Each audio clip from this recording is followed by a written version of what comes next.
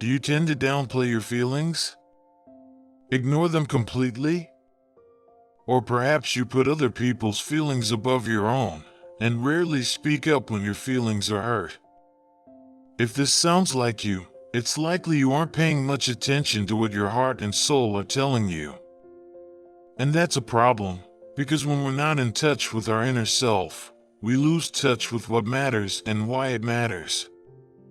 Worse, much of our stress, frustration, and disappointment may be due to the disconnect between our inner convictions and our outward actions. We need a tool to help us remain more self-aware, so the disconnect doesn't happen. A stethoscope allows a doctor to listen to what is going on inside a person.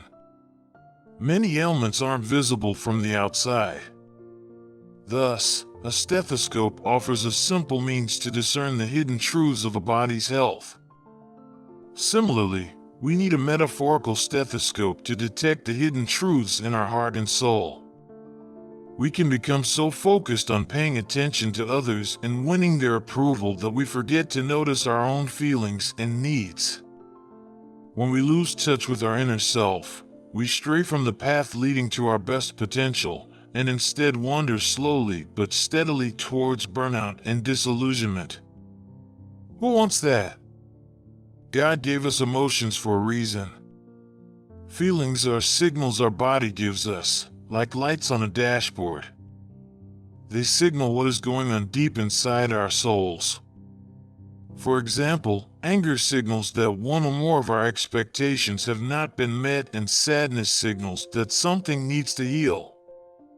When we ignore the emotions, we also ignore the underlying problem they signal. And when we ignore problems, they don't go away. Instead, they simmer beneath the surface, slowly poisoning our interactions with others, or else building to an ugly eruption. Fortunately, we can learn to pay closer attention to those emotional nudges. We can become more emotionally intelligent, which means we are more able to notice our feelings and correctly interpret what they are signaling about the truth in our souls. You can't use a stethoscope if the ambient noise is too loud. Likewise, you and I need to silence the many distractions of life long enough to tune into our emotions, work through unresolved issues, and revisit our deeply held convictions. The people around us, and our noisy, information-saturated world provide a constant roar of things we can pay attention to, from social media to our bossy and opinionated coworker. With all that noise, it's easy to ignore the small voice of our inner self.